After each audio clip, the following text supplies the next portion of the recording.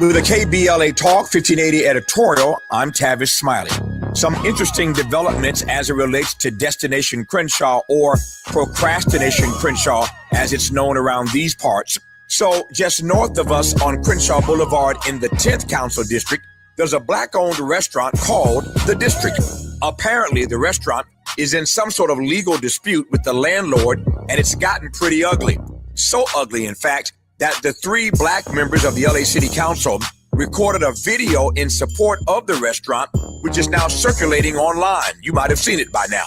To be clear, here at KBLA, we have nothing but love for Council members Heather Hutt and Curran D. Price Jr., who have been real champions for this particular black-owned and operated business, even though KBLA does not sit in either of their council districts. But take a listen to our 8th District Council member, Marquise Harris Dawson, who, as you know, is also president of the LA City Council. Marquise Harris Dawson, president of the Los Angeles City Council and representative of District 8. We just want you to know, from the 10th District to the 8th District and all across the city, we love the district. We support Tyree and the whole team that's there. It's one of the most beloved sports watching facilities in our district, and we all stand by them 100%. All right. Now, for starters, lip service is not leadership, and slogans are not solutions. That said, I played that video at least 5 times. I mean, I was gobsmacked. The council president stands with black businesses 100%? Oh, really? Is that just in the 10th council district? Good brother, you need to travel south down Crenshaw about a half mile. When you get to Vernon, get out the car and walk a few blocks. Ask the black business owners in your 8th council district how they feel about being economically asphyxiated, not by an alleged predatory landlord, but by a city project that you launched years ago and cannot seem to get across the finish line. Can I keep it real? Can I keep it real? What is the point of having a black city council president if he cannot find the funds to finish a years delayed project in his own district? What is the point of having a black city council president who cannot curate a business interruption development fund for the suffocating businesses in his own district? I declare, these black faces in high places don't mean diddly squat if they cannot deliver for black people. In the next editorial, I'm going to tell you what accountability looks like. And if the city still can't figure it out, well, I guess we'll have to show them what accountability looks like. With a KBLA Talk 1580 editorial, I'm Tavis Smiley, and as always, we welcome your feedback.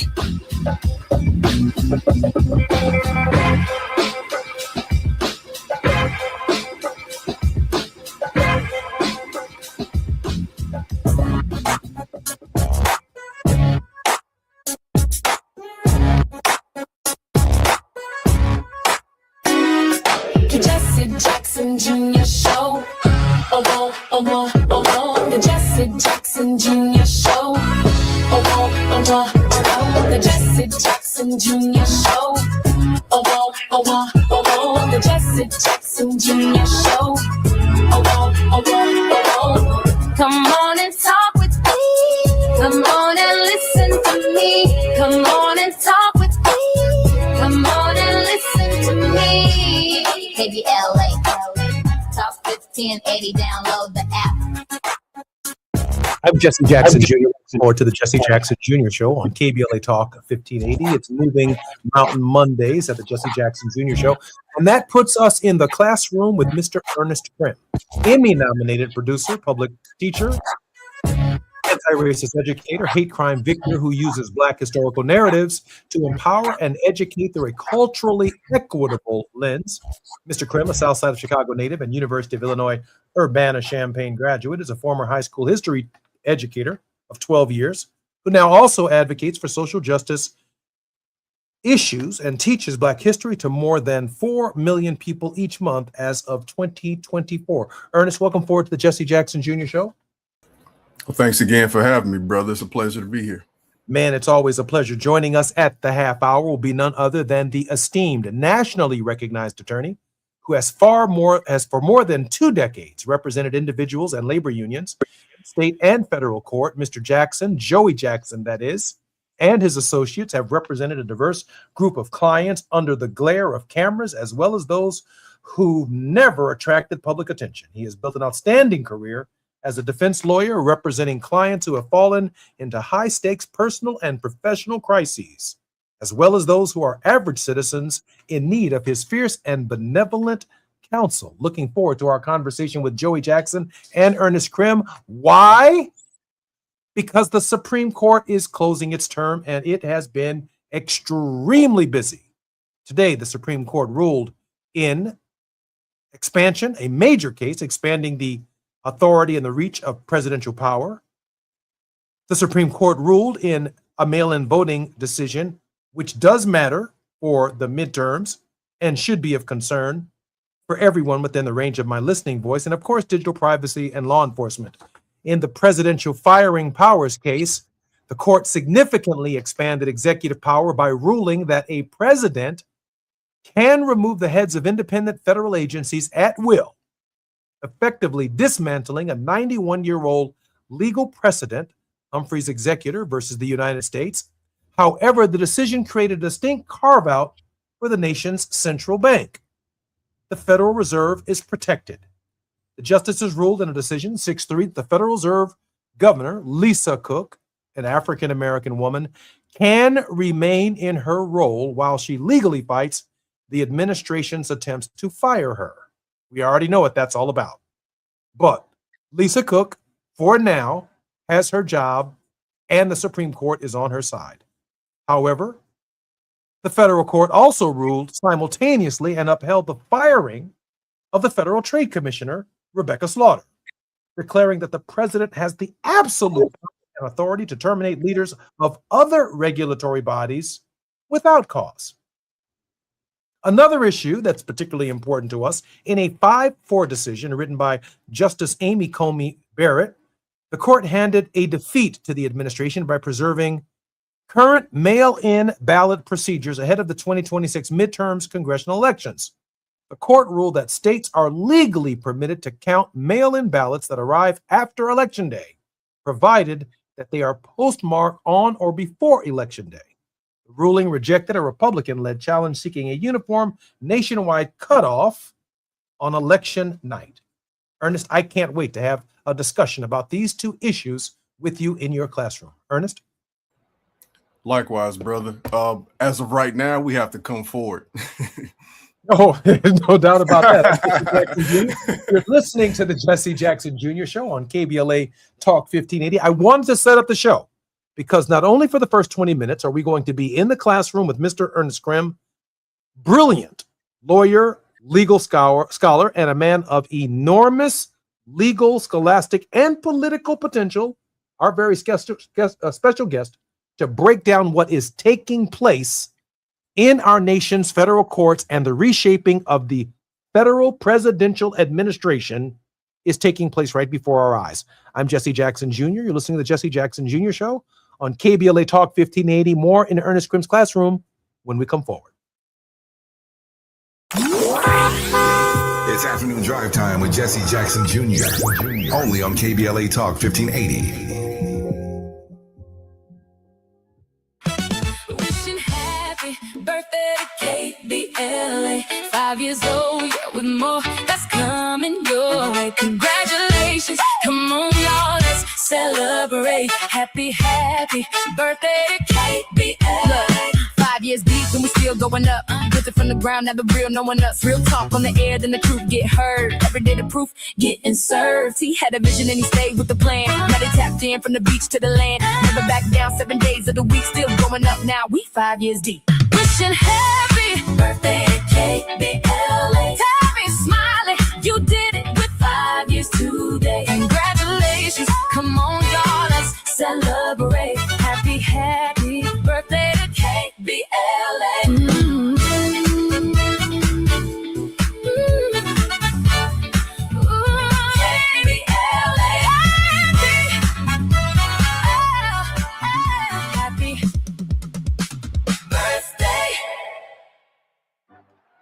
It's game day. Are your moderate to severe Crohn's disease or ulcerative colitis symptoms keeping you from the action? Skyrizi, risankizumab Riza, could help you get back to the game.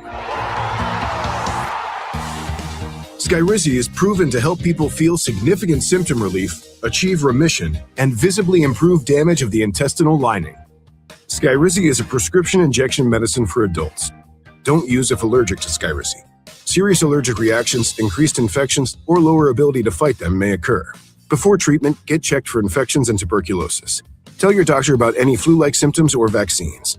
Liver problems leading to hospitalization may occur when treated for Crohn's or ulcerative colitis. Control is everything to me. Ask your doctor about Skyrizi, the #1 prescribed biologic in Crohn's and ulcerative colitis combined. Learn more at skyrizi.com or 1-866-SKYRIZI. This November, you'll decide who leads California. So shouldn't you hear directly from the people asking for your vote?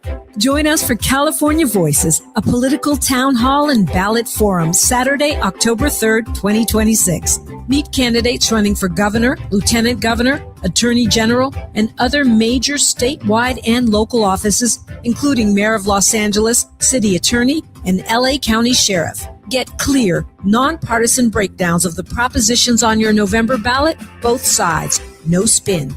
And ask your questions directly, in real conversation, face to face. California Voices is brought to you by KBLA Talk 1580 and the Empowerment Congress, giving you the information you need before you vote. Mark your calendar, Saturday, October 3rd, 2026, California Voices. Follow KBLA 1580 for details and download the KBLA 1580 app. Your vote, your voice. Be there. Now back to more of Jesse Jackson Jr. on KBLA Talk 1580. The Jesse Jackson Jr. Show. The Jesse Jackson Jr. Show. The Jesse Jackson Jr. Show. The Jesse Jackson Jr. Show. King Quality drops the beat. Come on and talk with me. Come on and listen to me. Come on and talk with me. Come on and listen to me. KBLA Talk 1580. I'm Jesse Jackson Jr. Welcome forward to the Jesse Jackson Jr. Show on KBLA Talk 1580. Ernest, welcome forward to the show. Presidential firing powers. The Supreme Court, a sweeping decision, largely along ideological lines, that the president has a capacity to fire federal officials, federal officers within the executive branch. On its face, it seems like it's obvious, but maybe not so obvious upon further scrutiny. Ernest, your initial thinking? My initial thinking is I'm sometimes perplexed by the Supreme Court's decisions, because sometimes it appears as if they are overwhelmingly in support of what this president is attempting to do, while other times it seems as if they might have a slight sense of sense. In this particular case right here, and I just want everybody to remember that I'm coming from the classroom, right? I'm still a certified social science teacher. I don't teach on a daily basis, but that's always my centering, is our kids and our community. I think about what this will mean, all in all, about how we would explain this to kids in the classroom and what we would say to our kids in the household. What does it mean to have a democracy where we are slowly seeing that the democratic process, or what we call the democratic process, the so-called checks and balances system, we're seeing it give way to what this president would like to have for himself and for his party. And that appears to be a dictatorship, a monarchy. And to pull back something like this, while also at the same time siding against him for the mail-in ballots, that's what I mean by the inconsistency right there. But I think that we have to make sure they understand how this gives way inch by inch to us lessening the rights that we have here as people who are regarded as citizens. And that's a whole nother conversation that will come across our tables very soon about what it even means to be a citizen in these United States, where it seems as if we had leaders in the Supreme Court who were probably more liberal and open-minded 150 years ago in some ways than they are now. I think that's right. And in large measure because they were closer to the 14th Amendment than those of us who never had to fight for it, those of us who never experienced the concomitance of circumstances that laid the foundation for the 13th, 14th, and 15th Amendments to the Constitution. So there's a carve out in this presidential firing powers, and we'll get more on that from Joy Jackson at the half hour. But the justices ruled in a 6-3 decision that the Federal Reserve Governor, Lisa Cook, a sister, can remain in her role while she legally fights the administration's attempts to fire her. However, other agencies are unprotected. The court simultaneously upheld the firing of Federal Trade Commissioner Rebecca Slaughter. So let's move the Rebecca Slaughter side.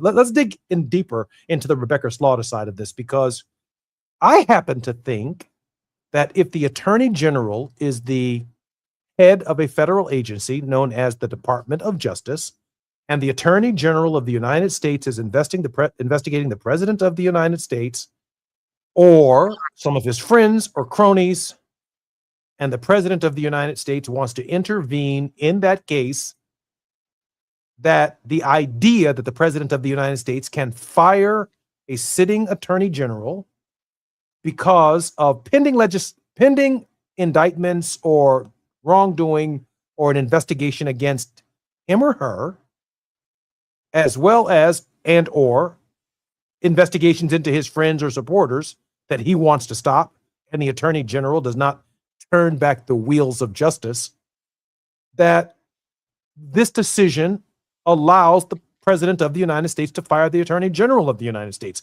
We've already seen it taking place in this administration. I don't agree with that. That's obstruction of justice from my perspective, or at least it used to be.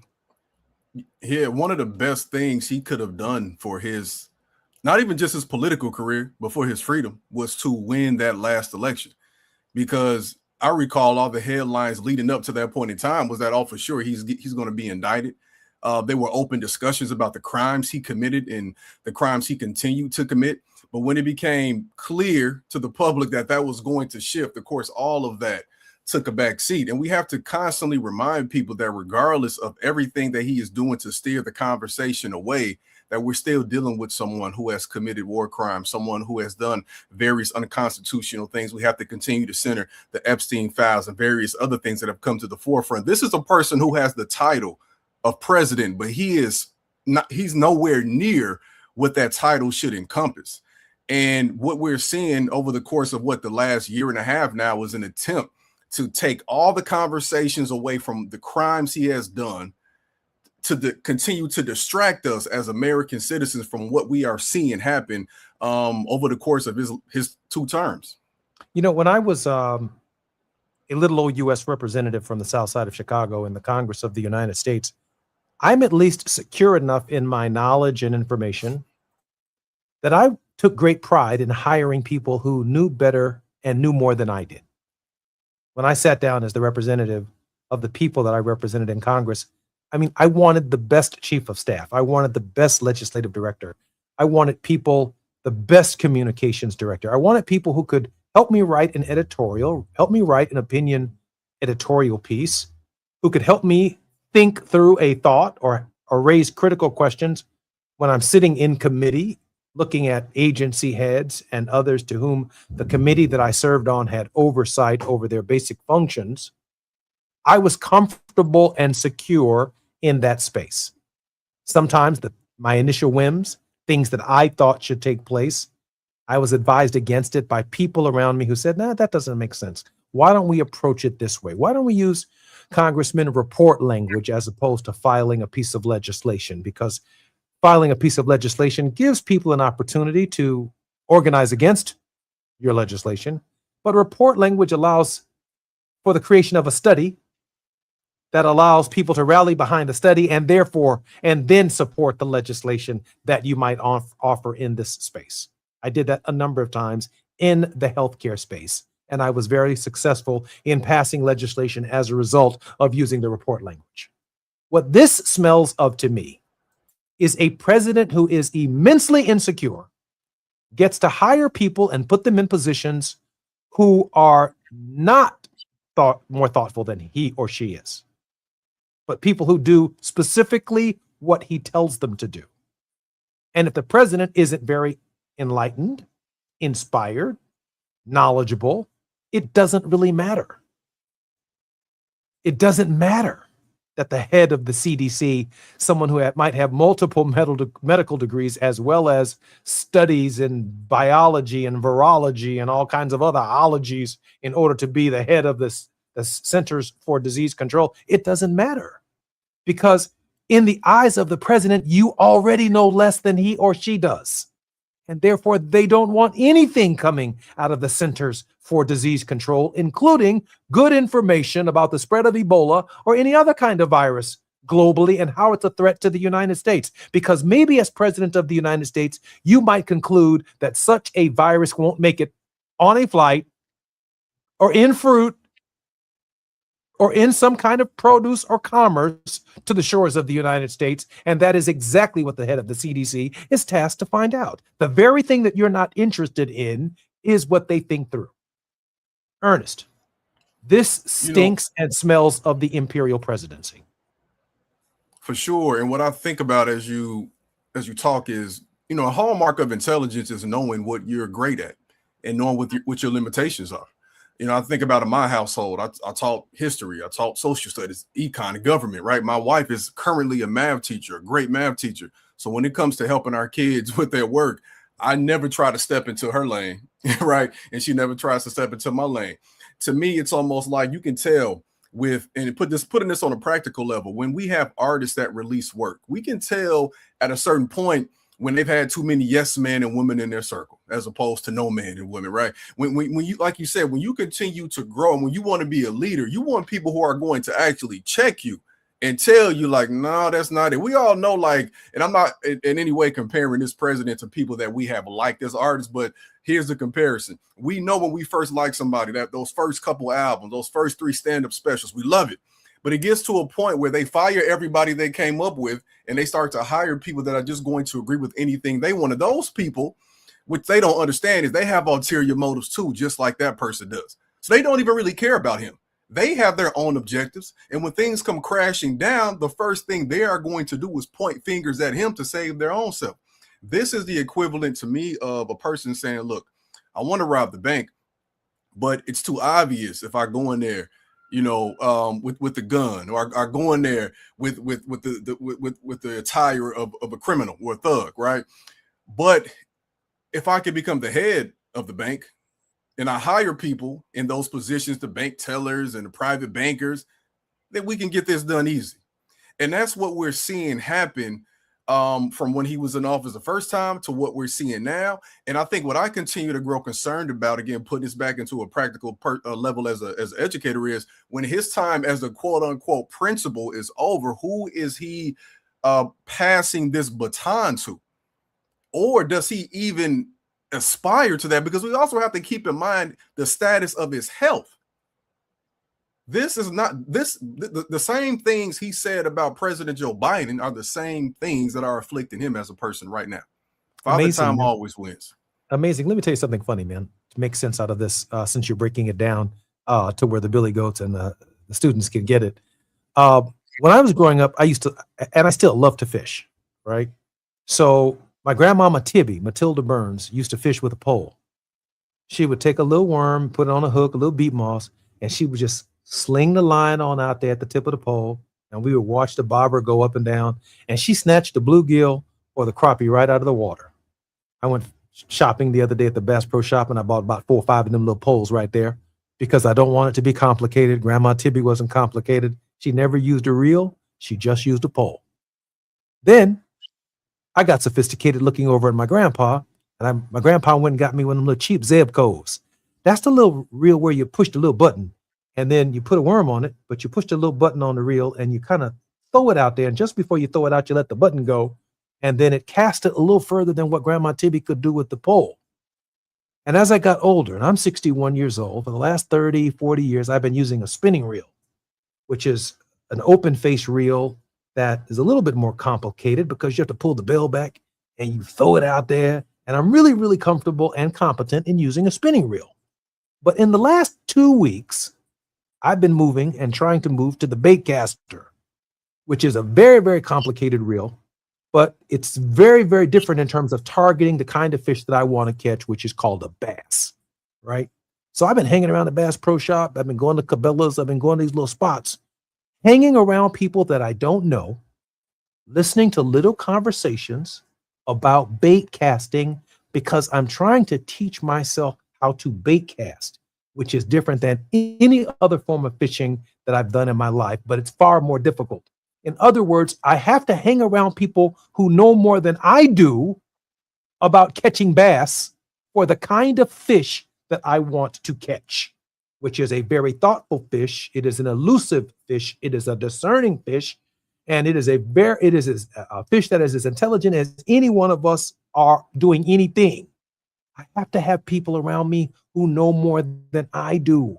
And that's not a weakness, Ernest. I'm sure you've figured that out. That's a strength to be able to acknowledge that even at 61 years old, we still have to grow. Ernest? Profound. Absolutely profound. You made me realize I haven't been fishing in a long time, and that's a problem. So I got to figure that out this summer. So thank you for that. I got to teach my kids because I barely know how myself. But maybe me and you could go sometime. I very much look forward to it. We are in Mr. Crimp's classroom. You're listening to the Jesse Jackson Jr. Show. A number of critical Supreme Court decisions have been decided today, and maybe the mother of all Supreme Court decisions will be decided, it is believed, tomorrow on citizenship and what is meant by the 14th Amendment of the Constitution's the Citizenship Clause, which, as you know, and everyone within the sound of my voice knows, that the 13th, 14th, and 15th Amendments are largely the amendments that brought to an end the peculiar institution of slavery and the citizenship rights of African Americans who had been in this country since 1619, and whose first 4th of July, July 4th, 1776, it would take 88 years before they would be emancipated with the Emancipation Proclamation, then the 13th Amendment, and then 1867, 1868, the 14th Amendment is added to the Constitution, inviting them into citizenship within the United States. The Supreme Court, rather than passing on a decision about citizenship, will be probably ruling tomorrow on what constitutes a U.S. citizen, and that has profound implications for the Negro in America. I'm Jesse Jackson Jr. We're in the classroom with Mr. Ernest Krim. More on KBLA Talk 1580 on Moving Mountain Mondays when we come forward. It's afternoon drive time with Jesse Jackson Jr. Only on KBLA Talk 1580.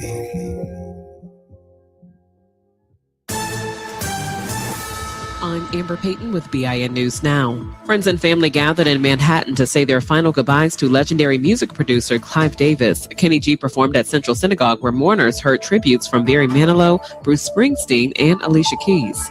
Clive, you are woven into the fabric of who I am, not just as an artist, as a woman. Jennifer Hudson also sang during the service, which was followed by a private burial.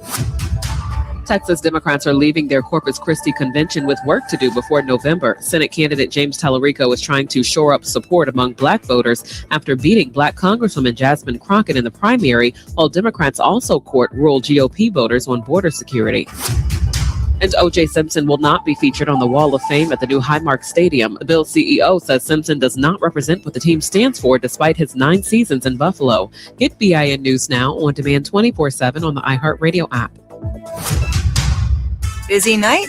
Stonefire Grill makes dinner easy with the family 4-pack. A complete meal for 4 with chicken, pizza, pasta, salad, and breadsticks. All for just $49. Order today at stonefiregrill.com. This is the KBLA Sports Minute with Ray Richardson. If you're planning to watch Serena Williams' first singles match in 4 years, you're going to have to be up early or take some time away from work. Serena's first-round match at Wimbledon is scheduled for Tuesday morning at 9 a.m. Pacific time. ESPN will have live coverage. Serena is facing Maya Joint of Australia. Joint is 24 years younger than Serena. The 44-year-old Compton native is making a comeback after retiring from tennis in 2022. The Dodgers beat San Diego Sunday 4-2. The Dodgers took 2 out of 3 from the Padres in San Diego. They increased their lead in the NL West to 10 games. Dodgers shortstop Mookie Betts was 2 for 4 at the plate. Betts delivered a 2-run single with the bases loaded. In the last 10 games, Betts is batting .366 with 15 hits and 9 RBIs. The Dodgers are 5-1 on their current road trip. They start a 3-game series tonight in Sacramento against the A's. No debates, no speculation, just the info you need. That's your KBLA Sports Minute. I'm Ray Richardson on KBLA Talk 1580.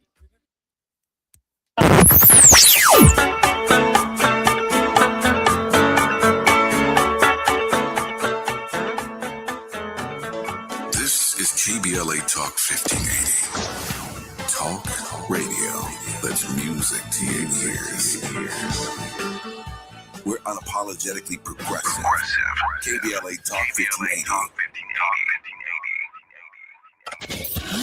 We've got a lot to talk about. Hi, I'm Zoe Williams, a.k.a. the voice of reason, encouraging you to join me weekdays from 7 to 9 p.m. for the world's most intriguing relationship radio roundtable. Every night, I facilitate and encourage our loyal listeners to participate in the most engaging relationship discussions you'll hear anywhere. So make it a point to rendezvous with me, Zoe Williams, the voice of reason, Monday through Friday, 7 to 9 p.m. Pacific Standard Time. Trust me, your relationships will never be the same. The VOR is on fire tonight. Unapologetically progressive. KBLA Talk 1580. We've got your black.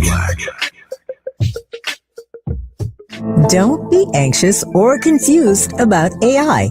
Take control of your career when you get the skills to tackle real business problems and design specialized solutions. HR Dive reported that entry-level talent with applied AI credentials can receive up to a 25% salary boost. But where do you find training that you can trust? Future-proof your career and deliver more value with Humans Lead the Way AI. Their hybrid learning courses use practical definitions, real-world examples, and strategic insights to help you and your team understand AI with confidence. No magic, no hacks, no shortcuts. Just practical knowledge that helps you use AI more successfully. Don't wait. AI can never replace people who know how to use it well. Register for courses today at humansleadtheway.com. That's humansleadtheway.com. You're listening to Jesse Jackson Jr. on KBLA Talk 1580. The Jesse Jackson Jr. Show. The Jesse Jackson Jr. Show. The Jesse Jackson Jr. Show. The Jesse Jackson Jr. Show. King Folly, drop the beat. Come on and talk with me. Come on and listen to me. Come on and talk with me. Come on and listen to me.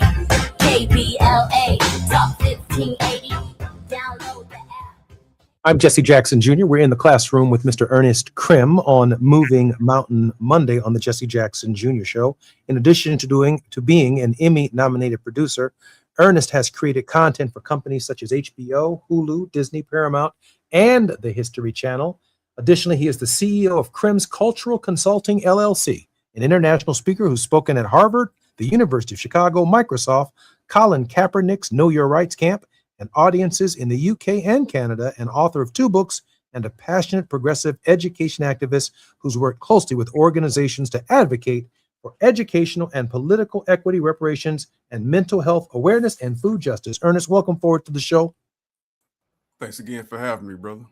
Hey, I was just during the break, I went to watch CNN for just a moment. And it seems to me that even though the presidential powers case on the Federal Reserve was clearly decided in favor of Ms. Cook, the president's he wants to talk about the Slaughter decision, the other agencies that are unprotected. He said, yeah, I know you're asking me a question about that. This is what Donald Trump said within the last 2 minutes. He says, I know you want to talk about what the court ruled with respect to the Federal Reserve, but Trump said, why don't you just ask me a question about the Slaughter decision, about slaughter? So the court simultaneously, after it dealt with Lisa Cook, ruled in the firing of Federal Trade Commissioner Rebecca Slaughter, declaring that the president has the absolute authority to terminate leaders of other regulatory bodies without cause. That's what's on his mind right now. He's so excited that he gets to be the apprentice president and fire people this week, right now, that he can't see straight. Ernest, its consequences and implications are extraordinary. Yeah, if he can't burn down that house, he'll focus on every other one in the neighborhood. That's what he does. I think there's no doubt about it that it's coming. I am obviously very concerned in the election year about the mail-in voting decision. In a decision 5-4 written by Justice Amy Coney Barrett, the court handed defeat to the administration by preserving current mail-in ballot procedures ahead of the 2026 midterm congressional elections. The court ruled that, watch this now, states, all 50 of them, are legally permitted to count mail-in ballots that arrive after Election Day. Now, that's a victory. I applaud the court for that, provided that they are postmarked on or before Election Day.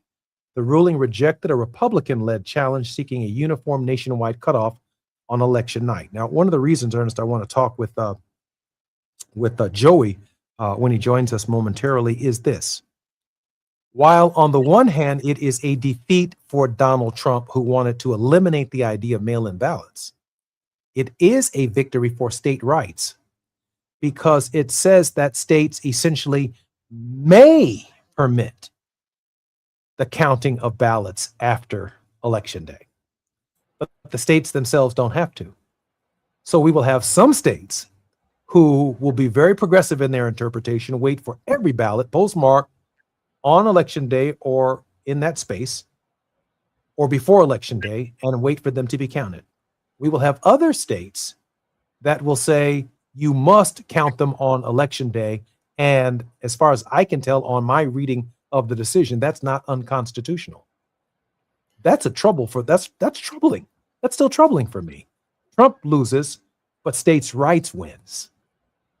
Yeah, that's immediately what I thought too. It's always interesting too, man, to see like how they swing between advocating for states' rights versus advocating for federal control over something, right? Because when you talk to somebody about, why are you flying the Confederate flag? Oh, because states' rights, because of my heritage and things like that. But you want the federal government to mandate something like this. But that's the first thing that stood out to me when you read that. And I would imagine that we'll see this divide in states that have been red.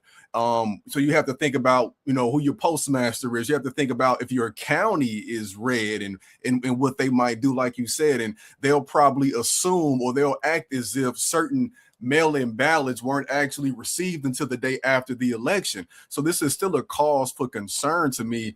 And I would, if at all possible, I understand everybody is not able-bodied, but if at all possible, I'm going to recommend several months in advance, even as the midterms and everything are going on, like, please, if you can, as soon as early voting begins, go in person to vote so that we can attempt to avoid this.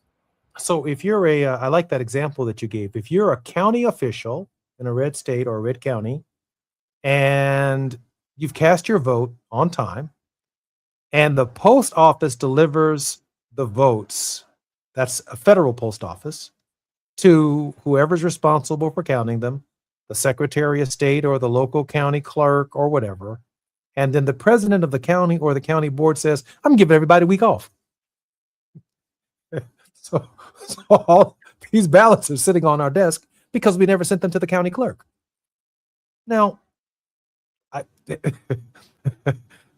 you can get the local counties to declare a holiday and say, we aren't going to count the votes, or we're not delivering. The post office has to deliver mail, but the county clerk and the county's off during that period.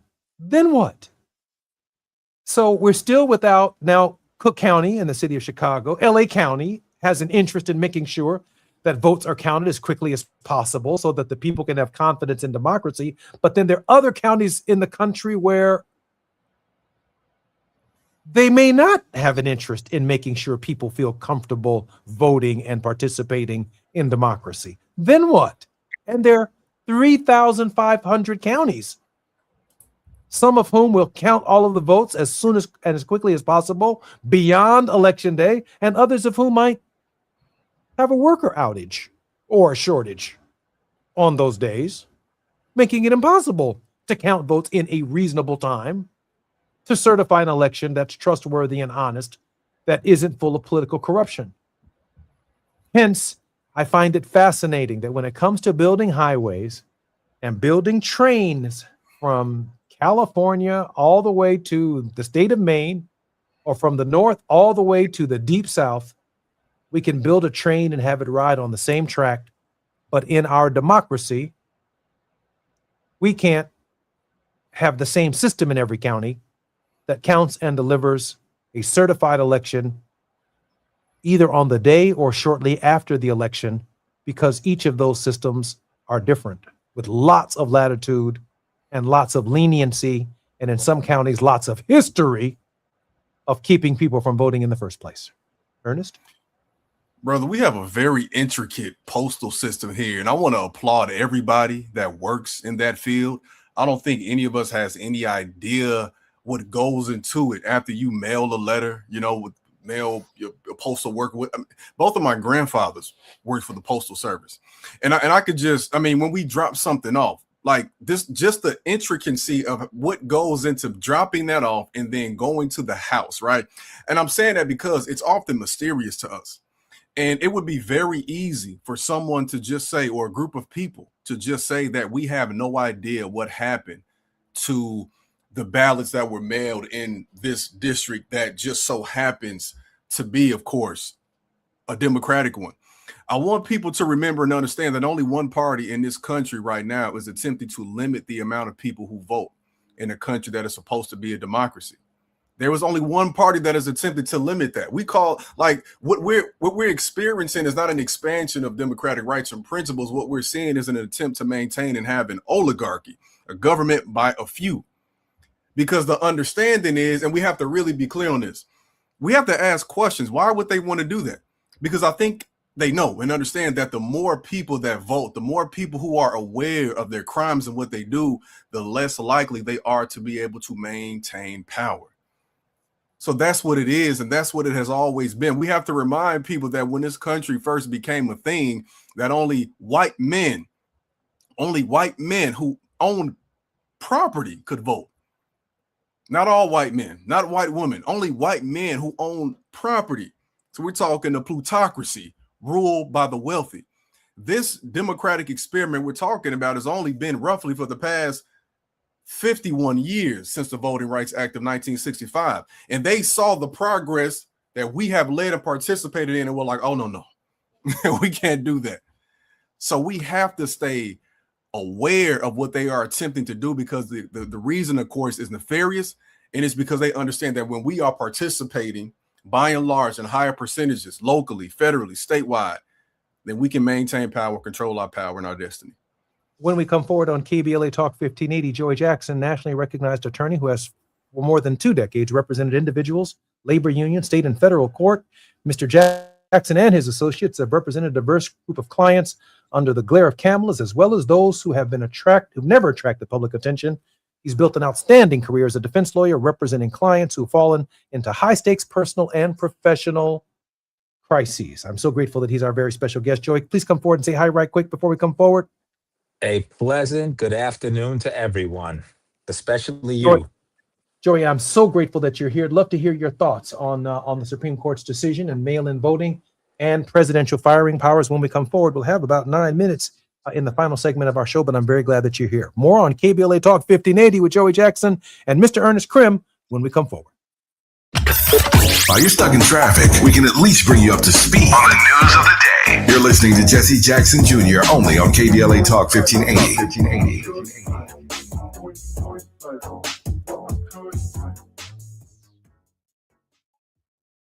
Listen up, KBLA delegation. We have something you need to hear. Right now, you may qualify for low-cost home internet. We're not talking about a catch. This is real. Many internet service providers offer low-cost internet plans if anyone in your household is enrolled in CalFresh, Medi-Cal, SSI, or is income eligible. There are a lot of families in our community who deserve to be connected. Here's all you do. Call 844-461-7893. That's the Get Connected call center. Real people ready to help you enroll today. Or go online to internetforallnow.org to find a provider near you. You may also qualify for a low-cost computer through Human IT. Connectivity is not a luxury. In 2026, it's a necessity. And you deserve access just like everybody else. Call 844-461-7893. That's 844-461-7893. KBLA's got you. If you missed any of this, you can always go to our website at KBLA1580.com. Brought to you by KBLA Talk 1580 in partnership with the California Emerging Technology Fund, CETF. Going to a World Cup match in LA this summer? Ditch the parking stress and ride Metro. With direct service from across LA County, it's the easy way to get there for just $1.75 each way. Lena Bloom for the Bail Project. Imagine you're stuck in a jail cell and you can't afford bail and someone offers you a way out. Just plead guilty and you can go home and kiss your kids goodnight. What do you do? What thousands have. You plead guilty whether you are or not. Cash bail makes poverty a crime. That's why the Bail Project helps those who can't afford it while fighting to end cash bail. Because freedom should be free. Brought to you by the Ad Council. KBLA Talk 1580. We've got a lot to talk about. KBLA Talk 1580, connecting you with services and solutions. 10 Toes In serves as a mentorship and domestic violence prevention program. They support, educate, and empower couples during and after incarceration. They assist male returning citizens to re-enter society successfully and to help them maintain a healthy relationship with their romantic partner. They offer a mentorship support group for formerly incarcerated men.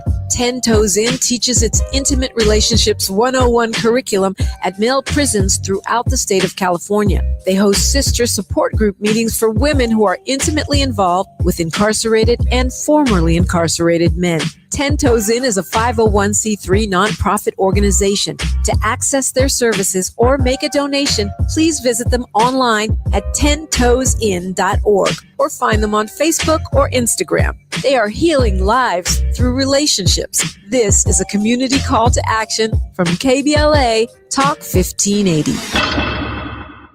Attention. Have you racked up $10,000 or more in credit card debt? Are you barely getting by making minimum payments? With credit card debt reaching all-time highs, National Debt Relief is notifying consumers about significant debt relief options currently being made available to help those with overwhelming credit card debt. These options may reduce a large portion of credit card debt for those who qualify. You don't need to declare bankruptcy or take out a consolidation loan, and you may only have to pay back a fraction of what you owe, even if you have bad credit. National Debt Relief has already reduced the credit card debt for more than 550,000 consumers. So don't wait. If you owe $10, $20, or even $100,000 in credit card debt, you can now take advantage of this financial debt relief as the cost of living continues to skyrocket. To check what debt reduction you may qualify for, call 800-324-3030. That's 800-324-3030. Again, that's 800-324-3030. Now back to more of Jesse Jackson Jr. on KBLA Talk 1580. The Jesse Jackson Jr. Show. The Jesse Jackson Jr. Show. The Jesse Jackson Jr. Show. The Jesse Jackson Jr. Show. King Volley drops the beat. Come on and talk with me. Come on and listen to the need. Come on and talk with me. Come on and listen to the need. KBLA Talk 1580. Download. I'm Jesse Jackson Jr. Welcome forward to the Jesse Jackson Jr. Show. It's Moving Mountain Mondays. We're in Mr. Krim's classroom, and our very special guest in this segment really doesn't need an introduction, but I will give him a brief one. He is simply the best and the brightest public lawyer, private lawyer, and counselor in the United States today. He is known all over the nation for his brilliant analysis, the conciseness within which he makes very difficult and complicated legal concepts very simple so that the average person can understand. Attorney Joey Jackson is our guest. Joey, welcome forward to the Jesse Jackson Jr. Show. I appreciate your very kind words, Dr. Jackson, and it's good to be with you and Brother Ernest. Joey, I want to dive right in. Ernest and I spent some time in this hour talking about presidential firing powers and the mail-in voting deadlines, and I'm sure you have something to contribute in that space. But I got to tell you, for the time that I have with you in this moment, the big case that we're all expecting is this question of citizenship and the 14th Amendment. And it's expected, I guess, sometime, possibly tomorrow, which is, I guess, the last day of the term of the court, and everyone's kind of sitting on pins and needles. I have read the 14th Amendment a half a dozen times today. And am I missing something? Is there a nuance to the 14th Amendment that the court would even take a case on the question of the 14th Amendment that we're missing here, Joey?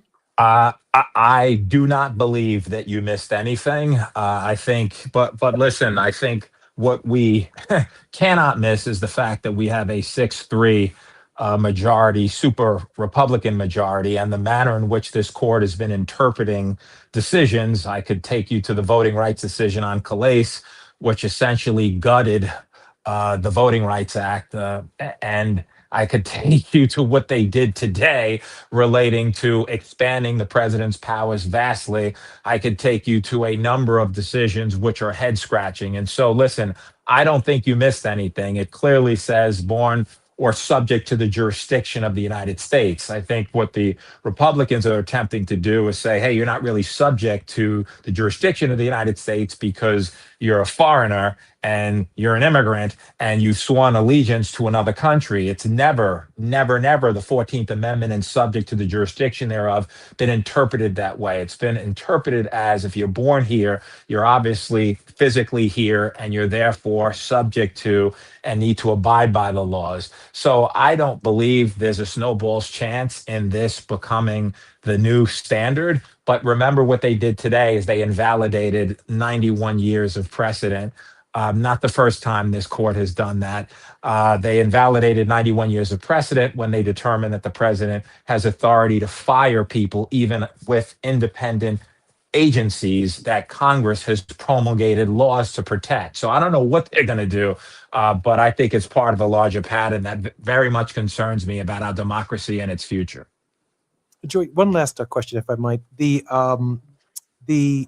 president, who's not a lawyer, at least as I understand it, has kind of hinted at the idea that the 14th Amendment was designed, structured, and the result of the peculiar institution of slavery, and that these particular provisions only affect or concern the descendants and the children and the offspring of those whose families were formerly a part of that dreadful period in American history. Joey, that interpretation couldn't be more regressive than any interpretation we've heard since the inception of the amendment itself. Yeah, but I don't know why we would be surprised at that interpretation, because this is the manner. And again, I'm not being derogatory. I'm just calling balls and strikes. You know, diversity, equity, and inclusion was a word of celebration. Was a word that we can put our stock into. We are better because we're diverse. We're more talented. We see things from a variety of perspective. That has been deemed to be a curse word, essentially, under this administration. We've got a court that's allowing for the mass deportation. Hey, you're from Haiti, see you later. Syria, goodbye. And so, you know, listen, I just think it's part of a larger philosophy. You know, even the Department of War, you know, they used to call that the Department of War back in the days of segregation. If anybody listening, go check it out, right? So we're coming even back to that. And so, you know, again, I'm not being derogatory, inflammatory. I'm hitting you with facts. I think that we're in a very dangerous time, and cutting funding to critical programs that are elevating and uplifting our community, like Head Start, cutting student loans that would allow people in our communities to get educated, cutting, again, diversity, equity, inclusion, which would allow for, you know, schools to promote the best and the brightest by giving people an opportunity that weren't put with a silver spoon in their mouth. Corporations, the same thing, denigrating them because people of color are advancing through the ranks. We're in very scary times. And I'll end it by, I know the time is scarce, but this voting thing is particularly scary because of the fact of what they're attempting to do. You look at the gerrymandering that's happening, that was called for by this president to try to rig the elections. You look for the Save America Act, which you got to produce a birth certificate. Oh, you don't have one, you got to produce a passport. And forget about online voting, and forget about the Department of Motor Vehicles automatically, And you know, forget it that most allowing you to. Negroes don't have one. And forget it that most Negroes ain't going nowhere and don't have a need for a passport. Right. It's crazy. So it's part of a larger narrative which suppresses the community, not only now, but for generations unborn. If this continues, elections have consequences. And that's why we have a 6-3 majority on the Supreme Court. We know who appointed them. So I am very concerned, notwithstanding the law, because you know, and I know that lawyers can make any argument. And depending upon who you're making the argument to, like this irrational Supreme Court that we have now, who knows what they do. Mr. Krim? Yeah, once again, thanks again for your time, Brother Jackson. In closing, I would ask you to do what I'm expected to do every Monday. And I know this is very difficult. In about 90 seconds or so, can you provide us with a word of hope somehow, some way? I certainly can. And I will do it in the spirit of the good brother, Dr. Jesse Jackson Jr.'s dad. And that is that we always have to, you know, really think about hope and keep hope alive and do everything that in our power and authority to have hope. The reality is that as long as God keeps us breathing and keeps us alive, we all have a chance. But we have to empower ourselves. How? We have to empower ourselves by going to the polls, by making sure we vote, by spreading the word, by being focused on our democracy, by taking care of our children, by making sure that they know that they've got to uplift and educate themselves, by being part of this, you know, big mosaic, and just by being tuned in to what's happening so that we don't get hoodwinked, had, and bamboozled. And so I remain hopeful, you know, as a child of the Most High, as we all are, right? We know that He's got us. We know that better days are ahead, but faith without works is dead. And so we have to do everything and anything on any given day, Monday through Sunday, all right, to make sure we stay on track, because it's easy to get pulled off and it's easy to see the negative. But when I see people like you, Dr. Ernest and Dr. Jackson, I'm emboldened, because I know we have good people on that wall who are fighting hard for all of us and educating our communities and letting us know that we could be better tomorrow than we were today. Joey, thank you for keeping up the fight. Okay, brother? No doubt. Appreciate God you so bless. much. Ernest, it doesn't Always. get much Thank better you. than that. If we had to pay our brother Joey Jackson for his contribution to our show, we simply couldn't do it. He is a brilliant thinker, a wonderful person, a seriously dedicated family man, seriously dedicated lawyer, and committed to justice in our country. And I'm so grateful, Ernest, that he finds great comfort in spending our time on the Ernest Krim Show and Moving Mountain Mondays with Jesse Jackson Jr. More on KBLA Talk 1580. Ernest, thank you very much for this week. Thanks again for having me, brother. Look forward to seeing you next week. I'm Jesse Jackson Jr. More on KBLA Talk 1580 with Terry Hort Owens when we come forward. KBLA 1580 Santa Monica. I'm Amber Payton with BIN News Now. Friends and family gathered in Manhattan to say their final goodbyes to legendary music producer Clive Davis. Kenny G performed at Central Synagogue, where mourners heard tributes from Barry Manilow, Bruce Springsteen, and Alicia Keys. Clive, you are woven into the fabric of who I am, not just as an artist, as a woman. Jennifer Hudson also sang during the service, which was followed by a private burial. Texas Democrats are leaving their Corpus Christi convention with work to do before November. Senate candidate James Tallarico is trying to shore up support among Black voters after beating Black Congresswoman Jasmine Crockett in the primary, while Democrats also court rural GOP voters on border security. And O.J. Simpson will not be featured on the Wall of Fame at the new Highmark Stadium. The Bills CEO says Simpson does not represent what the team stands for despite his 9 seasons in Buffalo. Get BIN News Now on demand 24/7 on the iHeartRadio app.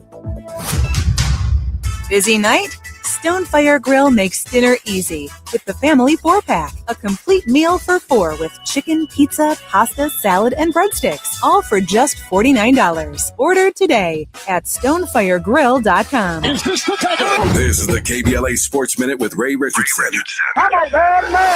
If you're planning to watch Serena Williams' first singles match in 4 years, you're going to have to be up early or take some time away from work. Serena's first-round match at Wimbledon is scheduled for Tuesday morning at 9 a.m. Pacific time. ESPN will have live coverage. Serena is facing Maya Joint of Australia. Joint is 24 years younger than Serena. The 44-year-old Compton native is making a comeback after retiring from tennis in 2022. The Dodgers beat San Diego Sunday 4-2. The Dodgers took 2 out of 3 from the Padres in San Diego. They increased their lead in the NL West to 10 games.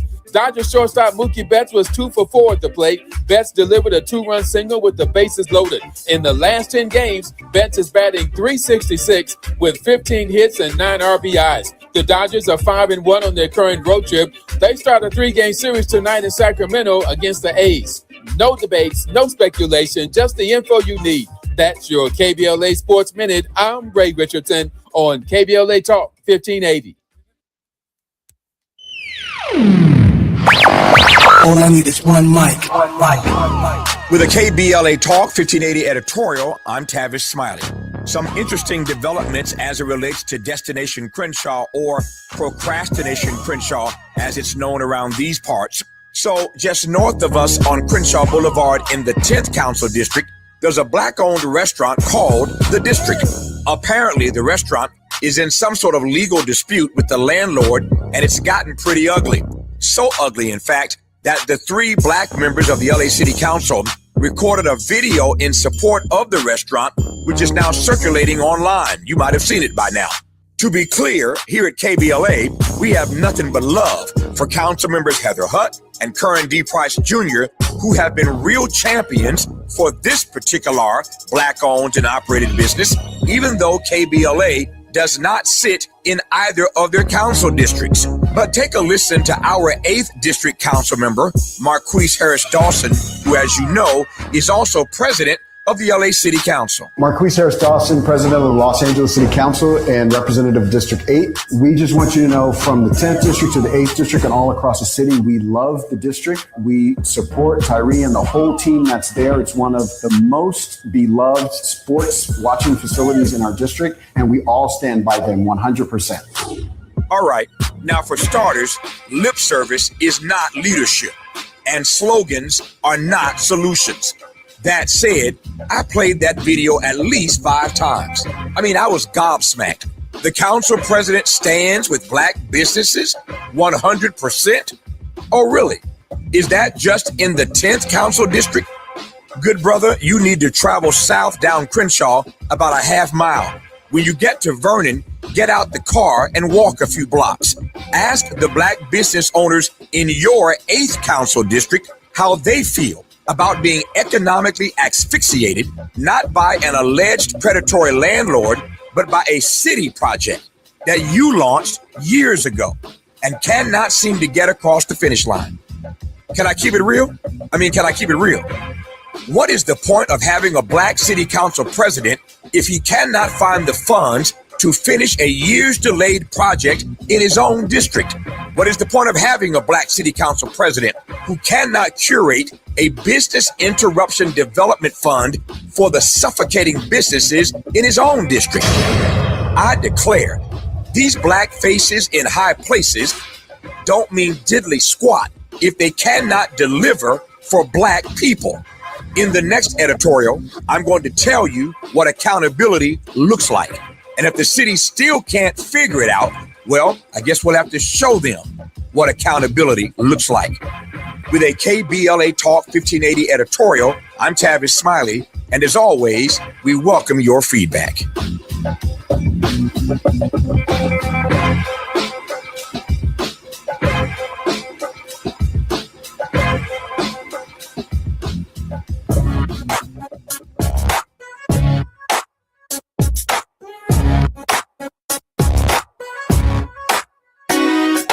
Jesse Jackson Jr. Show. The Jesse Jackson Jr. Show. The Jesse Jackson Jr. Show. The Jesse Jackson Jr. Show. Come on and talk with me. Come on and listen to me. Come on and talk with me. Come on and listen to me. KBLA Talk 1580. Download the app. I'm Jesse Jackson Jr. It's Moving Mountain Mondays on the Jesse Jackson Jr. Show, and we are now in the Faith Not to Fall with Reverend Teresa Hord Owens. The Supremes are at it again. The Supremes have done it again. But I'm not talking Diana Ross and the Supremes. I am talking about Amy Coney Barrett and the Supremes.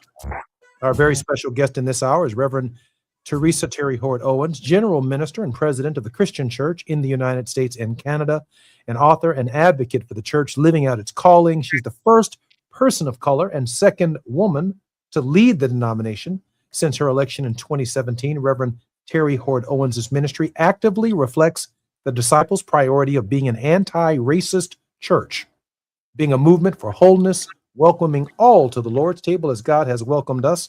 Reverend Teresa Terry Hord Owens is a native of Terre Haute, Indiana, and a descendant of one of Indiana's oldest African-American free settlements. She earned her bachelor's degree in government with a minor in Afro-American studies from Harvard University. Reverend Owens, welcome forward to the show.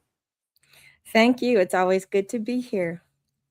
Reverend, the Supremes are at it again. And in our last segment on the show, none other than the brilliant lawyer, attorney Joey Jackson was our very special guest.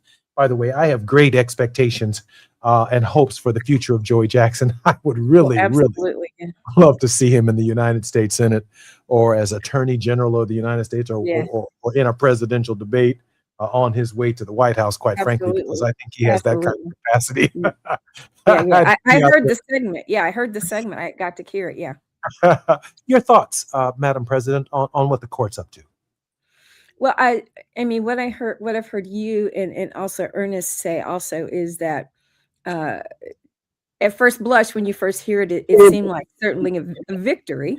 And I think it is a victory in the sense that mail-in ballots have not been banned or considered unconstitutional. But that language that you raised of May, it raises too much open space there for states' discretion.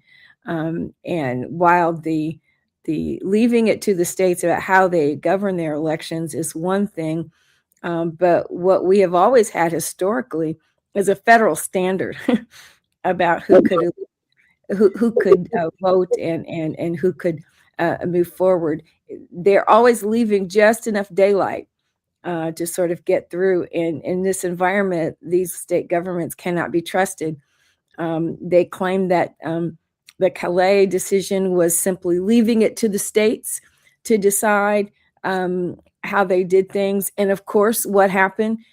A flurry of states redistricted, gerrymandered out the wazoo. And so anytime there's that little bit of daylight, and let's see what happens in the following weeks, I think this is going to be a little more sticky for people because you're kind of halfway through the 26 primary process, and there's still some places that haven't voted. And so to start changing some of those things, they may, and again, I'm not an attorney, they may open themselves up for some legal liability and some countersuits if it can be proven that they have disadvantaged certain groups. But it used to be we could kind of count on a more inclusive view of the law, and what we're living through is a de-escalation of that inclusivity, and it's become more and more exclusive. And once again, we're back 100 years or so where we can no longer count on the inclusive, just nature of the law to guide us. It's the built-in. Yeah, Madam President, I think you're spot on. I mean, I'm looking now in line, because this opinion's evolving. We're discussing it for the first time. I'm looking at states now like Texas, Alabama, Mississippi, Louisiana.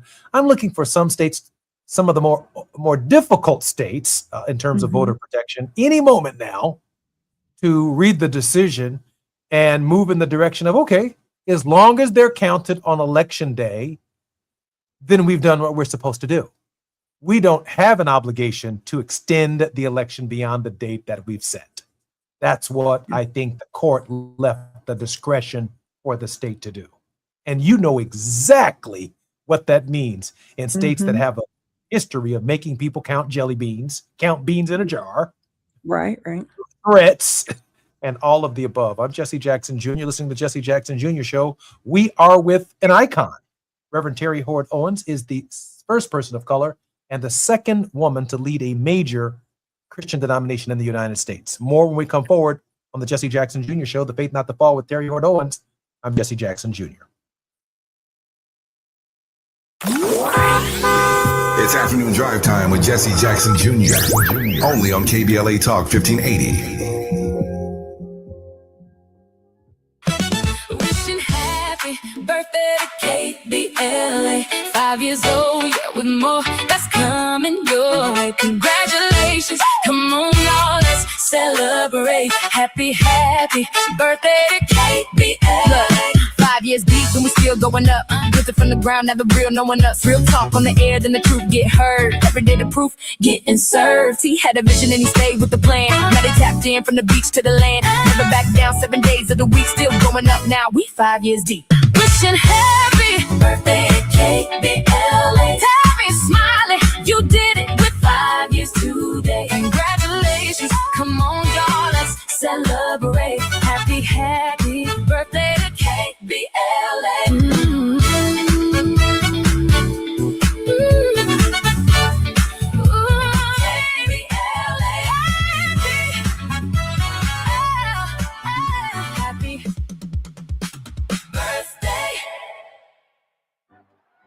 It's game day. Are your moderate to severe Crohn's disease or ulcerative colitis symptoms keeping you from the action? Skyrizi, risankizumab Riza, could help you get back to the game. Skyrizi is proven to help people feel significant symptom relief, achieve remission, and visibly improve damage of the intestinal lining. Skyrizi is a prescription injection medicine for adults. Don't use if allergic to Skyrizi. Serious allergic reactions, increased infections, or lower ability to fight them may occur. Before treatment, get checked for infections and tuberculosis. Tell your doctor about any flu-like symptoms or vaccines. Liver problems leading to hospitalization may occur when treated for Crohn's or ulcerative colitis. Control is everything to me. Ask your doctor about Skyrizi, the #1 prescribed biologic in Crohn's and ulcerative colitis combined. Learn more at skyrizi.com or 1-866-SKYRIZI. This November, you'll decide who leads California. So shouldn't you hear directly from the people asking for your vote? Join us for California Voices, a political town hall and ballot forum, Saturday, October 3rd, 2026. Meet candidates running for governor, lieutenant governor, attorney general, and other major statewide and local offices, including mayor of Los Angeles, city attorney, and LA County sheriff. Get clear, nonpartisan breakdowns of the propositions on your November ballot, both sides, no spin. And ask your questions directly, in real conversation, face to face. California Voices is brought to you by KBLA Talk 1580 and the Empowerment Congress, giving you the information you need before you vote. Mark your calendar. Saturday, October 3rd, 2026, California Voices. Follow KBLA 1580 for details and download the KBLA 1580 app. Your vote, your voice. Be there. Now back to more of Jesse Jackson Jr. on KBLA Talk 1580. The Jesse Jackson Jr. Show. The Jesse Jackson Jr. Show. The Jesse Jackson Jr. Show. The Jesse Jackson Jr. Show. King Volley drops the beat. Come on and talk with me. Come on and listen to the me. Come on and talk with me. Come on and listen to the me. KBLA Talk 1580. Download the app. I'm Jesse Jackson Jr. Welcome forward to the Jesse Jackson Jr. Show. You're listening to the J Lunch Club right here on Moving Mountain Mondays and the Faith Not to Fall with Reverend Terry Hord Owens. Reverend Owens earned a Master of Divinity degree from the University of Chicago School of Divinity, where she was a Disciples Divinities House Scholar and a recipient of the John Gray Rind Award given to the top MDiv graduate students at the Divinity School. Reverend Owens, welcome forward to the show. Thanks, my brother. So good to be with you. It's always a pleasure to be with you, Madam President. Madam President, can I read Section 1 of the 14th Amendment to you? Please do. The same question I asked Joey Jackson, because Yeah. I've read it 6 times today. This will be the 7th. 14th Amendment, Section 1. All persons born or naturalized in the United States and subject to the jurisdiction thereof are citizens of the United States and of the state wherein they reside.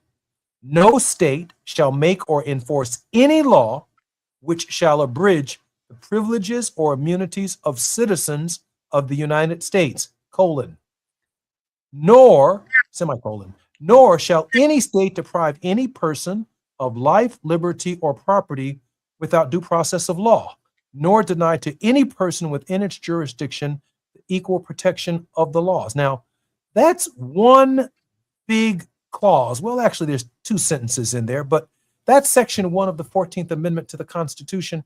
I asked Joey Jackson the question, am I missing something here, or is there some kind of nuance to the plain language of the 14th Amendment that the court would even take this up in the first place unless they're looking for something that isn't there, some kind of tortured logic, Madam President, that could shock the conscience of the nation probably by tomorrow.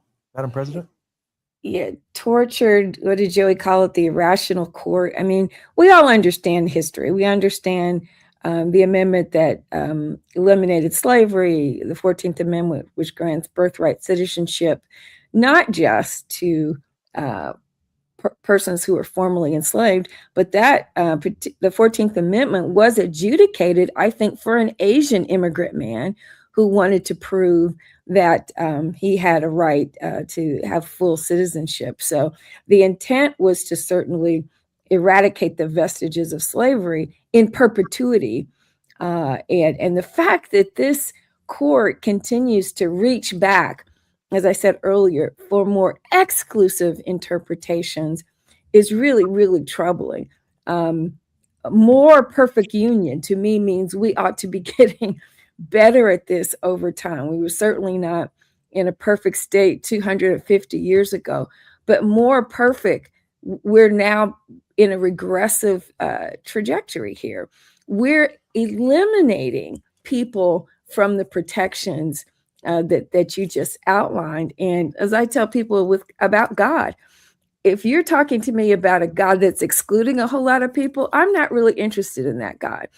This nation has never been a nation. The vision that, or the narrative that we tell about ourselves has always been of being an inclusive. Give me your tired, your poor, your huddled masses yearning to be free. Oh, I'm sorry, except for those of you who are from S-hole countries. We're going backwards, and we don't seem to have the moral breaks to speak up and stop the madness. It's really disturbing. I've been reading Kimberly Crenshaw Williams' sort of a memoir called Backtalker. Oh, so good. If you have not read it, as a Black woman, you know, she's the legal scholar that really gave us that idea of intersectionality. And one of the things that she grapples with throughout her education and her work is that even though, just like we know race is a part of our society and race is a part of our history, race has always been sort of inherently still built into the laws in terms of even how we interpret them over time. And this is just another case of that. The law is actually never really been colorblind. We've kind of had to fight every time to ensure that those liberties that were proclaimed were true and available to us all. But there's inherent injustice built into how people are interpreting the very documents that were intended to establish for all time. At least there was an aspirational idea that those things would happen. But we're going in the wrong direction here.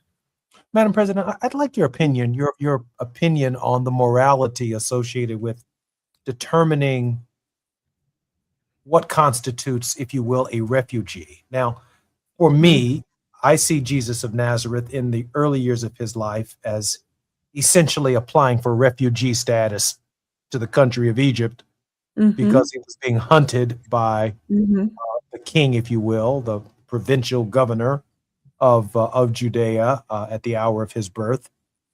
So my leanings tend to be in that space.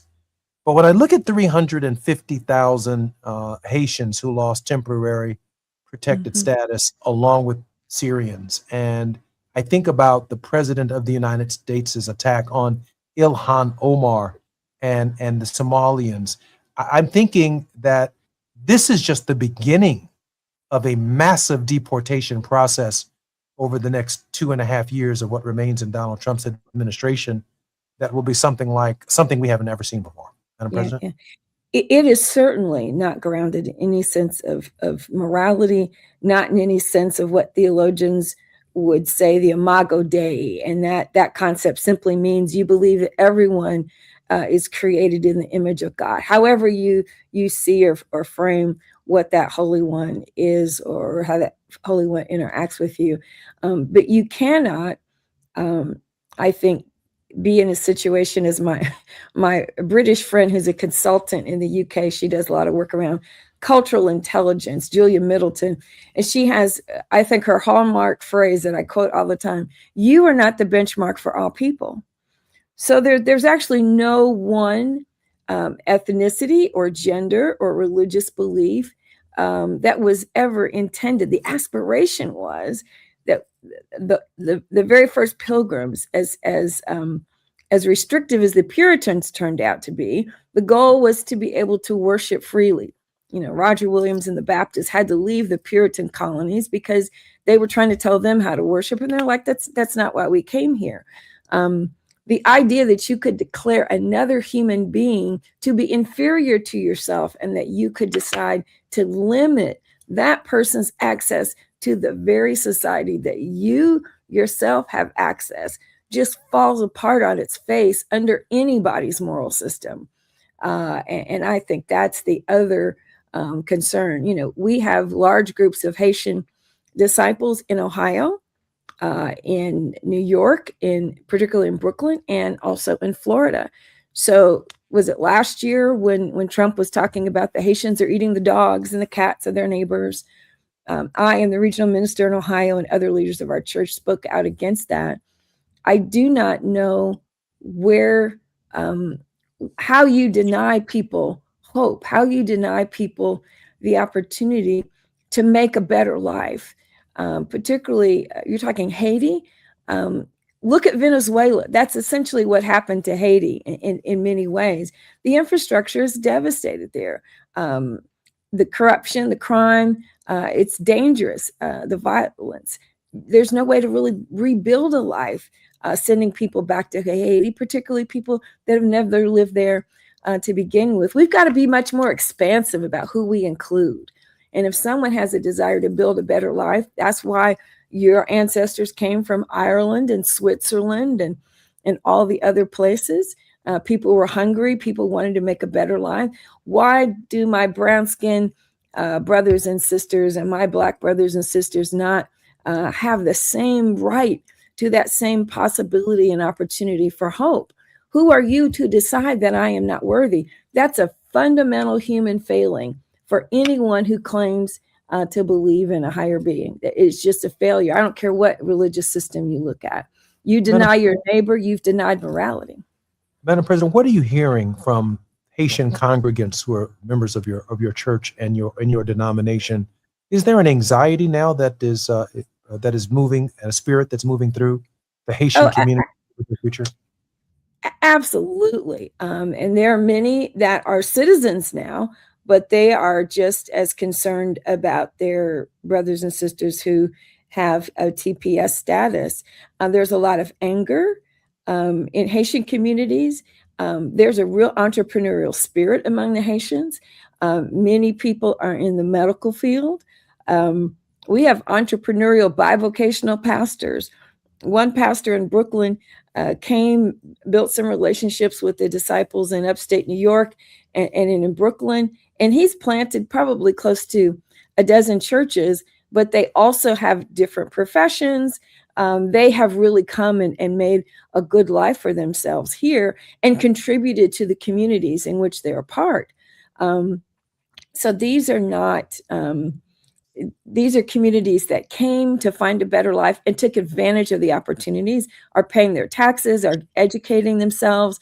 University of Chicago, there's a pretty strong Haitian community at the medical center. There are scientists, doctors. There in smaller communities, and particularly in Ohio, one of the concerns was there were so many medical professionals who were of Haitian descent that they were concerned that people would not feel comfortable staying there, and they needed that to enrich the access to healthcare. So Haitian people across our church, they're angry, and we've been having some conversations about how we want to speak, what we want to do.